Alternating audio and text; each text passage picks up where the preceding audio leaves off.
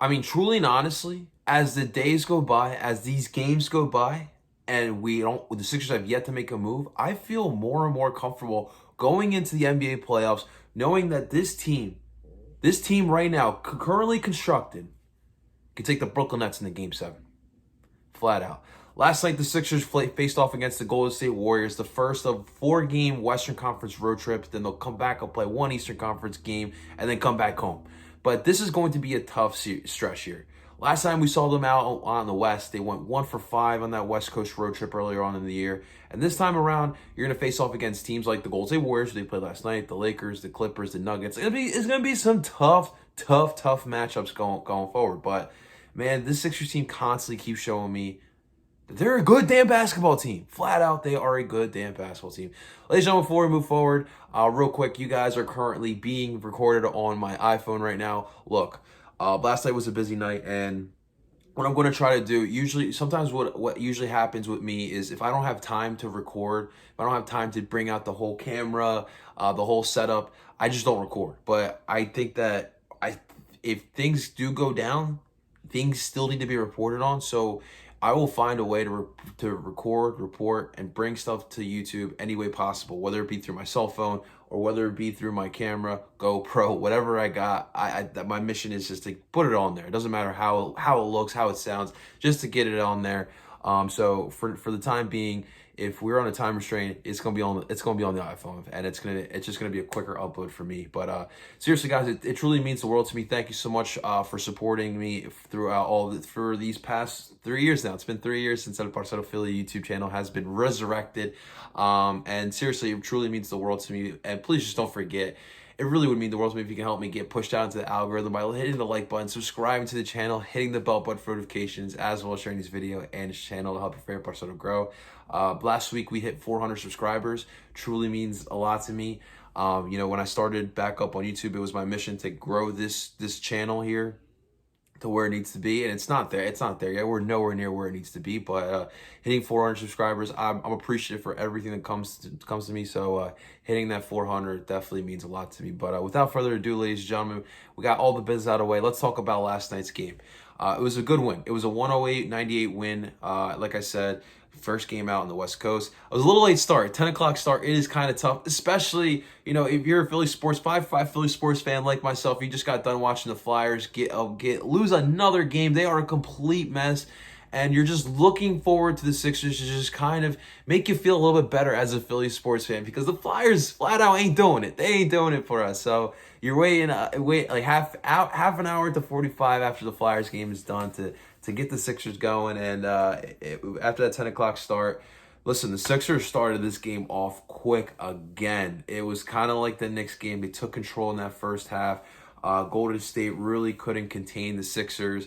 Furkan Korkmaz hit some more key shots. It's working. Doc's been starting Furky at that too, with Seth Curry being out right now, and it's been working. He starts off fast. He hits some key shots.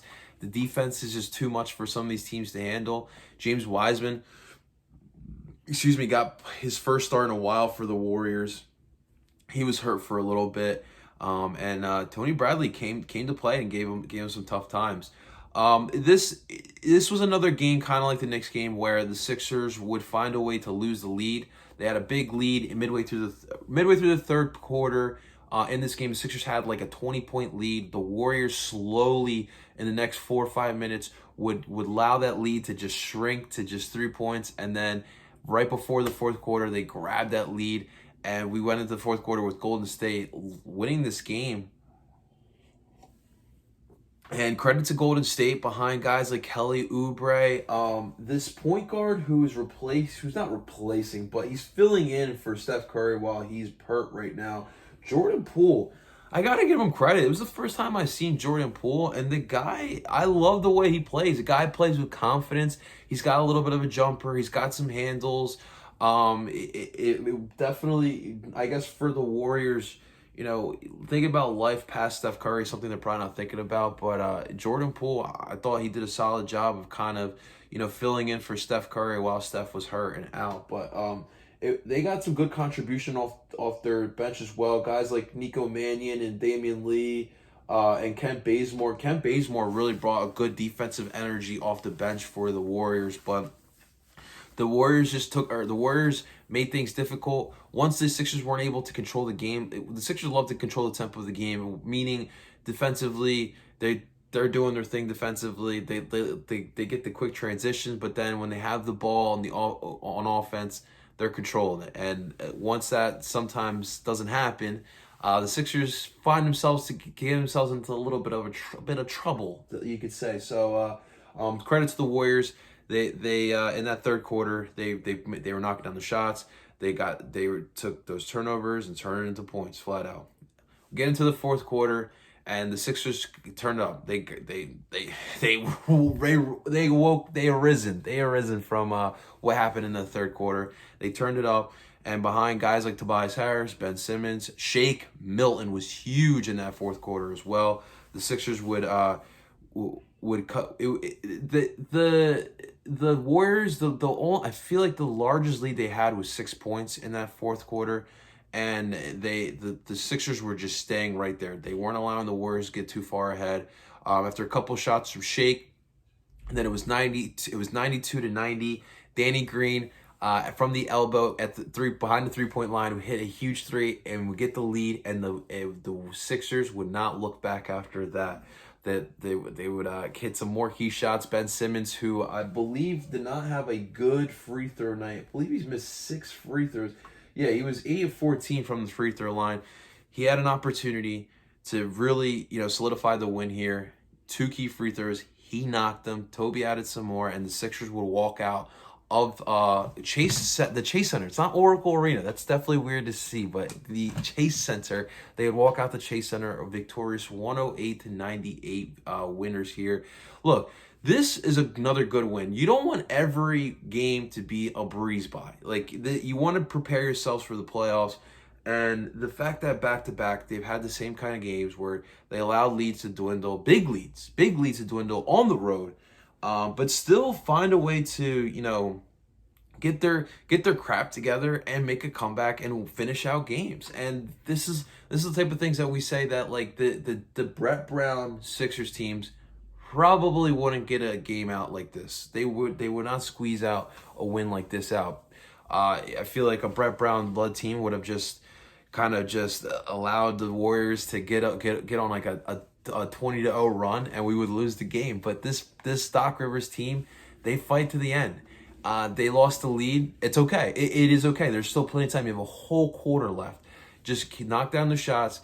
Just get the control back in the game, especially the tempo, and you're gonna win this game. And you get guys stepping up. Tonight, like Shake Milton, Toby, and Ben stepped up. The night before, Danny. Danny hit a crucial shot to get us back in the game as well. And the same thing in the Knicks game. Danny hit crucial shots. Matisse Thybulle hit crucial shots against the Knicks as well. And that really helped us to go win that game. And the same thing here against Golden State. Defense as well. If the defense is on for the Sixers, it is so hard for you to stop us. I'm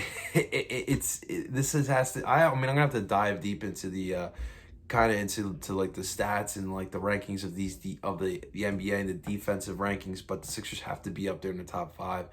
And when you can't score on the Sixers, just bank on the fact that you're not going to score on them for the rest of the night. But flat out, the fact of the matter is the Sixers are getting these results done without a Joel Embiid, without a Seth Curry, without a Ben Simmons. At points, you have all 3 of those players completely out, and yet the Sixers are still finding ways to get dubs.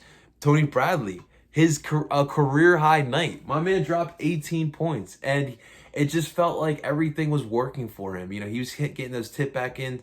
There was one instance where Furkan Korkmaz went to go shoot a 3, and it was an air ball, fell right into Tony Bradley's hands, and he puts that back up. He was just in the right place at the right time.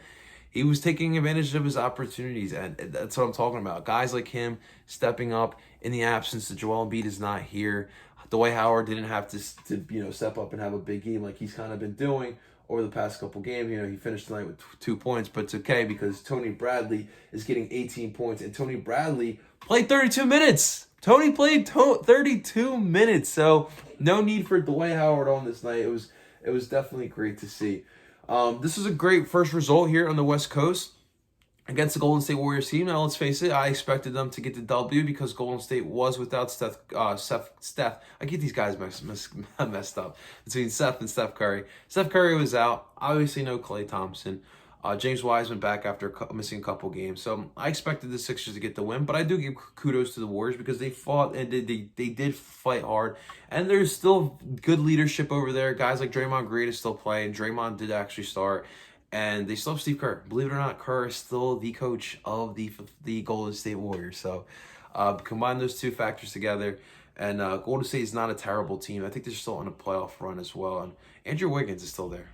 It's crazy. Remember, we were winless for Wiggins, and that all worked out in our favor. We got Joel. We got Joel out of that. So things don't get any easier. So next up for the Sixers, they're going to face off against the Lakers on Thursday night. Now, LeBron is out for the time being. From my understanding, he's got a serious high ankle sprain. And it's not...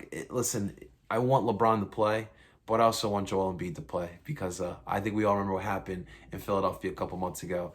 That cheap shot LeBron had on Joel. Yes, sir. But it's still going to be a good game. And listen, Sixers and Lakers games, you better get the hell up. There's history behind these games. And as a Sixers fan, I do not want to lose to the Los Angeles Lakers. That is for sure. So definitely, this is every time, I think Daryl Morey said it best. When you go out to the West Coast, when you have those West Coast trips, those are great testers for your team to see kind of where the team is at.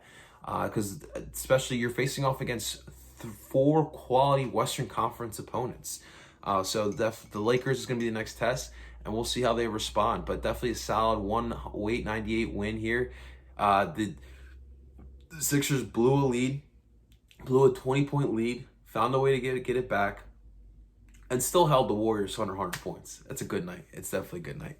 Ladies and gentlemen, that's all I got for you today. Big win here by the Philadelphia 76ers. Please do not forget, if you are a 5 for 5 Philly sports fan, to hit that like button, subscribe to the channel, hit the bell button for notifications, as well as sharing this video and this channel to help your favorite Barcelona grow.